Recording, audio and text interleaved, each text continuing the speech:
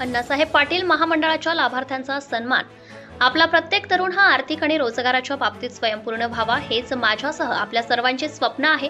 आपल्या या स्वप्नाला बळ देण्यासाठी तसेच मराठा प्रवर्गातील आर्थिक मागास तरुणांना आपल्या स्वप्नांना गवसणी घालण्यासाठी आर्थिक पाठबळ पुरवणाऱ्या महाराष्ट्र शासन पुरस्कृत अण्णासाहेब पाटील आर्थिक मागास विकास महामंडळाकडून राबवण्यात येणाऱ्या योजनांमधील लाभार्थ्यांचा सन्मान सोहळा महामंडळाचे अध्यक्ष नरेंद्र पाटील व माजी मंत्री आमदार संभाजीराव पाटील निलंगेकर यांच्या प्रमुख उपस्थितीमध्ये पार पडलाय।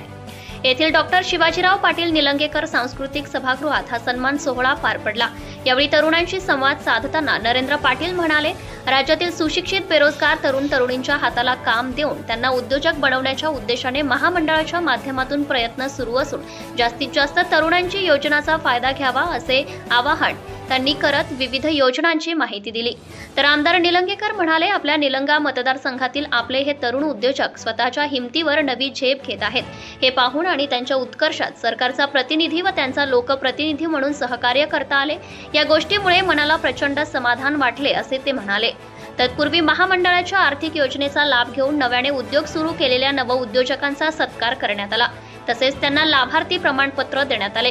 या प्रसंगी युवा नेते अरविंद पाटील निलंगेकर, उपविभागीय अधिकारी शारद झाडके, तहसीलदार प्रसाद कुलकर्णी, सचिन लांबोटे, संजय हलगरकर, कृषी उत्पन्न बाजार समितीचे संचालक अरविंद पाटील जाजनूरकर, सुग्रीव पाटील, योजनेतील लाभार्थी नागेश पाटील, युवराज आरीकर, सचिन सूर्यवंशी, अनुराधाताई मरुरे, लक्ष्मण जाधव, भरत जाधव आदींसह नागरिक मोठ्या संख्येने उपस्थित होते।